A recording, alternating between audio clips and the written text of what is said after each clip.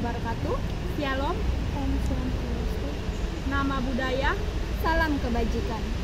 Baiklah, perkenalkan kami dari kelompok 5 akan membahas materi tentang morfologi bahasa Indonesia.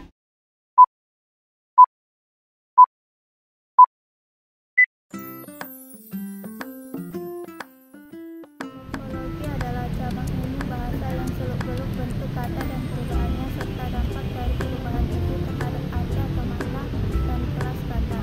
Linguistik memiliki beberapa cabang. Yang pertama, fonologi. Yang kedua, tata bahasa. Yang ketiga, semantik. Yang keempat, morfologi. Yang kelima, sintaksis. Fonologi sebagai salah satu cabang linguistik terdiri dari fonetik dan fonemik. Fonetik adalah ilmu yang mempelajari bunyi-bunyi bahasa baik secara artikulatoris, akustik maupun auditoris, sedangkan fonemik adalah cabang linguistik yang mempelajari fonem-fonem suatu bahasa dan distribusinya. Dapat disimpulkan bahwa fonologi adalah cabang linguistik yang memiliki objek studi bunyi-bunyi bahasa. Kata adalah satuan lingual terbesar dalam morfologi dan sekaligus satuan kecil dalam sintaksis cabang linguistik. Cabang linguistik disebut morfofonologi atau morfofonemik adalah cabang linguistik yang mempelajari perubahan-perubahan bunyi yang timbul sebagai akibat pertemuan morfem dengan morfem.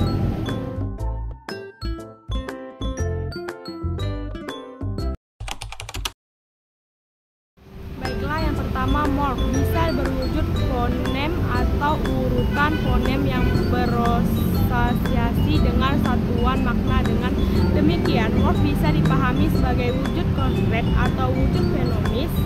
Wujud konkret atau wujud fenomis suatu morfem oleh karena morf merupakan wujud fonemis penanda. Selanjutnya itu morfem sebagai satuan lingual, satuan bahasa terkecil yang bermakna relatif stabil dan yang tidak dapat dibagi atas bagian bermakna yang lebih kecil dari Ramlan menyatakan bahwa morfem ialah bentuk linguistik yang paling kecil yang tidak mempunyai bentuk lain sebagai unsurnya. Morf adalah istilah linguistik untuk variasi bentuk suatu morfem karena pengaruh lingkungan yang dimasukinya. Variasi ini terjadi pada perubahan bunyi morfologis dalam perubahan makna. Dalam bahasa Indonesia, almorf merupakan bentuk dari morfem yang sudah diketahui statusnya.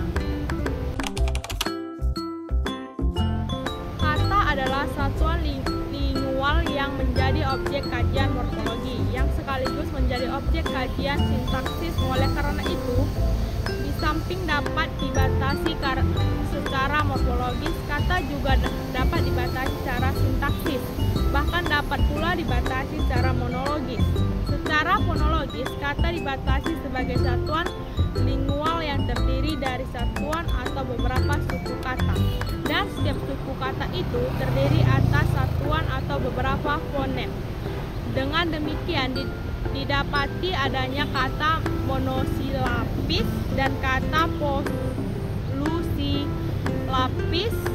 Secara morfologis, kata dibatasi dengan satuan lingual yang terdiri dari satuan atau beberapa morfem. Klarifikasi morfem terbagi menjadi 9. Yang pertama, morfem bebas dan terikat. Yang kedua, morfem terikat morfologi. Yang ketiga, morfem terikat sintaksis. Yang keempat, morfem segmental dan morfem suprasegmental. Yang kelima, morfem bermakna leksikal dan tak bermakna leksikal. Yang keenam, morfem utuh dan morfem terbelah. Yang ketujuh, morfem monofonemis dan morfem morfonimis. Yang ke-8 morfem aditif, refleksif, subtraktif. Yang ke-9 morfem terbuka dan tertutup. Klarifikasi morfem. 1. Morfem bebas dan morfem terikat. Morfem bebas adalah morfem yang dapat digunakan tanpa kehadiran morfem lainnya. Artinya, morfem bebas dapat berdiri sendiri tanpa adanya bantuan morfem lain. Contohnya, kata pulang, makan, tidur, indah. Yang dapat digunakan tanpa harus dibantu oleh morfem lainnya. Selanjutnya, morfem terikat adalah morfem yang tidak dapat digunakan tanpa adanya bantuan dari morfem lainnya, atau morfem yang tidak dapat berdiri sendiri sebagaimana kata. Agar menjadi morfem bebas, maka morfem terikat harus didampingi imbuhan. Yang kedua, morfem terikat morfologi. Morfem terikat morfologi yakni morfem yang terikat pada sebuah morfem. Dasar morfem itu sebagai berikut. A. Prefiks awalan me, ber, p, per, se, ke. B. Infiks sisipan l, m. C. Sufiks akhiran i, kan, ar. D. Konfiks imbuhan gabungan senyawa per, an, ke, an, dan lain-lain. Morfem terikat morfologi mempunyai fungsi yang bermacam-macam, yaitu A. Imbuhan yang berfungsi membentuk kata kerja, yaitu me, ber, di, kan, i. B. Imbuhan yang berfungsi membentuk kata benda, yaitu pe, ke, a, per, an, man, wati, wan. C. Imbuhan yang berfungsi membentuk kata sifat, yaitu ter, i, wiyah, iya. D. Imbuhan yang berfungsi membentuk kata bilangan, yaitu ke, se. E. Imbuhan yang berfungsi membentuk kata tugas, misalnya se dan senya. Selanjutnya yang ketiga, morfem terikat sintaksis. Morfem terikat sintaksis adalah morfem dasar yang tidak mampu berdiri sendiri sebagai kata. Hal ini dapat dilihat dalam kalimat berikut. Mereka yang membaca dan menjual buku itu dari deretan morfem yang terjadi unsur kata dalam kalimat di atas. Jika diklarifikasikan berdasarkan morfemnya adalah sebagai berikut. Mereka baca, jual, buku adalah morfem bebas. Me adalah morfem terikat morfologis. Yang dan adalah morfem terikat sintaksis. Hal ini terjadi karena kata yang dan tidak menggabungkan makna tersendiri. Yang keempat, morfem segmental dan morfem suprasegmental. Morfem segmental adalah morfem-morfem yang berbentuk dari unsur-unsur segmental. Maksudnya, morfem segmental dapat dibagi ke dalam segmen-segmen atau bagian-bagian.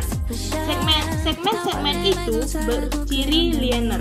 Contohnya kata street dalam bahasa Inggris memiliki dua morfem, yaitu tray dan eat. Morfem supramental adalah morfem yang berupa tekanan, yakni nada turun, nada datar, nada turun naik, dan nada naik. Morfem suprasegmental harus hadir bersama morfem segmental. Hal ini merupakan syarat dalam pemakaian bahasa.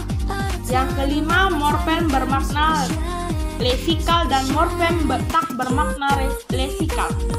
Morfem bermakna lesikal adalah morfem-morfem yang telah memiliki makna dirinya sendiri, tanpa harus dipasangkan dengan morfem lain terlebih dahulu. Morfem ini hampir sama dengan morfem bebas. Contohnya, morfem-morfem seperti tidur, kuda, dan minum adalah beberapa morfem yang bisa digunakan tanpa bantuan morfem lain. Selanjutnya, morfem tak bermakna lesikal adalah morfem-morfem yang tidak mempunyai makna jika tidak diproses terlebih dahulu. Agar morfem tersebut dapat digunakan, salah satunya adalah dengan menyematkan imbuhan pada morfem tersebut. Misalnya, kata sepeda dapat digandengkan dengan imbuhan ber menjadi bersepeda yang berarti sedang memakai sepeda. Selanjutnya, morfem utuh dan morfem terbelah. Menurut Oka dan Suparno, morfem utuh adalah morfem-morfem yang unsur-unsurnya bersambungan secara berlangsung. Contoh, makan, tidur, dan pergi.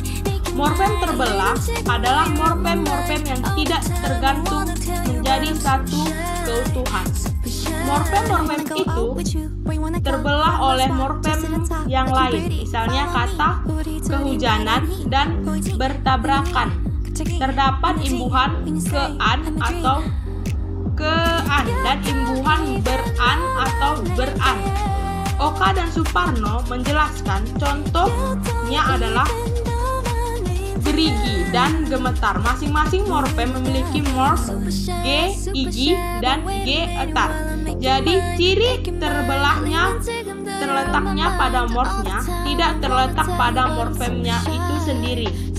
Morfem itu direalisasikan menjadi morf terbelah jika mendapatkan sisipan, yakni morfem sisipan pada morfem gigi dan sisipan pada morfem getar.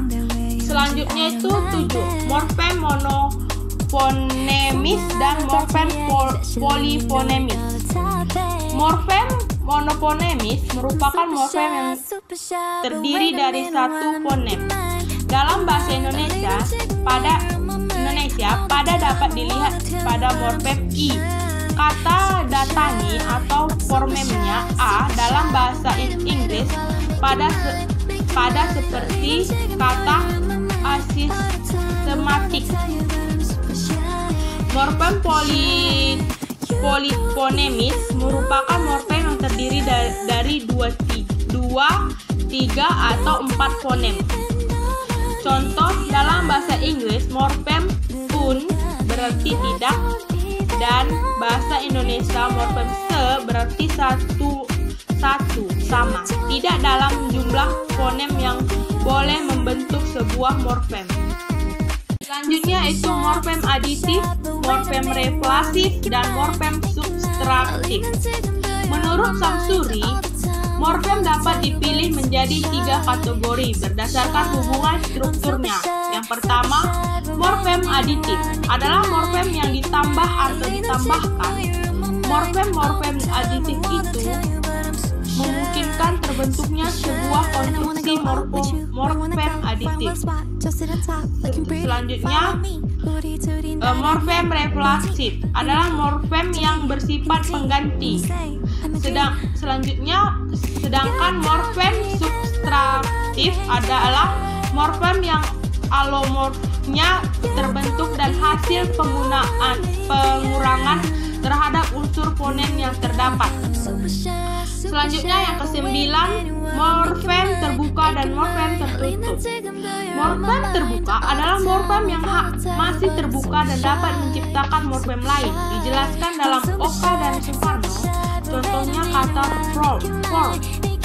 Kata tersebut masih morfem terbuka yang dapat diubah menjadi berbagai kata, dapat dirubah menjadi form, formal, formalize, formalizer, formalization, formalizers, formalization, formalization. Selanjutnya, morfem tertutup adalah morfem membentuk hasil penambahan morfem pada morfem yang dicontohkan di atas merupakan morfem terbuka yang menjadi tertutup ketika disandingkan dengan imbuhan lainnya. Baiklah, materi selanjutnya adalah identifikasi morfologi. Menurut Oka dan Suparno, identifikasi morfologi dapat dilakukan dengan cara membanding-bandingkan bentuk dalam suatu deret morfologi. Nah, dengan cara membanding-bandingkan tersebut, kita dapat mengidentifikasi bahwa bentuk berulang merupakan suatu realisasi dalam morfem. Menurut Samsuri, terdapat 3 kategori prinsip morfem, yaitu yang pertama, bentuk yang berulang dan memiliki pengertian yang sama. Yang kedua, bentuk yang mirip dan memiliki makna yang serupa. Dan yang ketiga, bentuk yang berbeda yang tidak dapat dijelaskan secara fonologis. Untuk mengetahui lebih lanjut tentang identifikasi morfologi, kita akan beralih ke penjelasan selanjutnya. Menurut Samsuri, ada 2 prinsip dalam penentuan morfem, yaitu prinsip utama dan prinsip pelengkap. Prinsip utama yaitu yang pertama, bentuk yang berulang memiliki pengertian yang sama dan merupakan hasil realisasi dari sebuah morfem yang sama. Misalnya, kata muslimin, muslimah, dan muslimu yang merupakan hasil realisasi dari morfem yaitu muslimin yang berarti orang muslim, sedangkan muslimah berarti 2 orang muslim dan kata muslimu berarti orang-orang muslim. Yang kedua, bentuk-bentuk yang mirip dan memiliki makna yang sama merupakan realisasi morfem yang apabila dapat dijelaskan secara fonologis. Apabila bentuk yang dibandingkan tidak sama tetapi mirip dari segi fonologisnya dan memiliki makna yang sama, maka prinsip ini dapat dilalui. Sebagai contoh, beberapa kata dalam bahasa Jawa seperti menggunting yang berarti menggunting. Yang ketiga, memiliki bentuk berbeda yang tidak dapat diterangkan secara fonologis. Masih dianggap sebagai realisasi morfem yang sama asalkan dapat dijelaskan secara morfologis. Selanjutnya yaitu proses morfologi. Menurut Cahyono, proses morfologi merupakan proses pembentukan kata dengan cara menghubungkan morfem yang satu dengan morfem yang lain yang merupakan bentuk dasar. Dalam proses morfologi ini terdapat 3 proses pembentukan kata. Yang pertama, pengafiksan, kedua, pengulangan atau reduplikasi, dan yang ketiga, pemajemukan. Dalam proses morfologis terdapat 3 proses dalam pembentukan kata. Yang pertama, proses afiks atau afiksasi, yang kedua, proses komposisi atau pemajemukan, dan yang ketiga, proses pengulangan atau reduplikasi. Yang pertama, proses afiksasi. Afiksasi merupakan nama lain dari morfem terikat. Morfem terikat merupakan kata yang tidak dapat berdiri sendiri, sedangkan kata yang dapat berdiri sendiri disebut sebagai morfem bebas. Penggabungan morfem bebas dan morfem terikat akan membentuk kata jadian. Afiksasi terdiri atas prefiks yang memiliki imbuhan ber, me, pe, per, di, ter, ke, se. Sufiks yang memiliki imbuhan kan, an, i. Infiks yang memiliki imbuhan l, m, r. Dan konfiks yang memiliki imbuhan berkan, beran, perkan, peran, peri, pean, dikan, mekan, mei, terkan, teri, kean.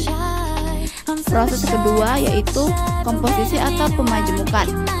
Komposisi adalah proses kata pemajemukan.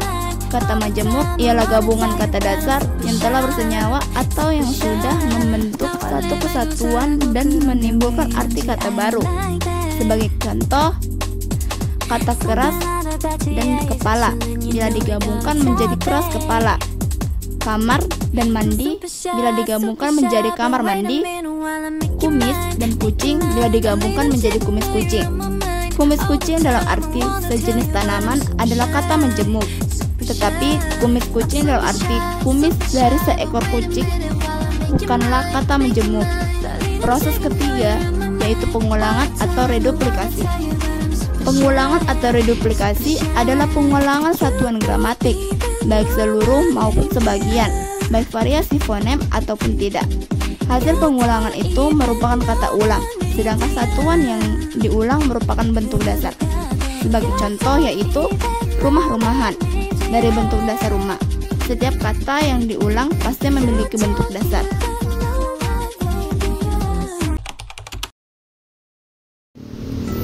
Yang selanjutnya adalah jenis-jenis kata dalam bahasa Indonesia.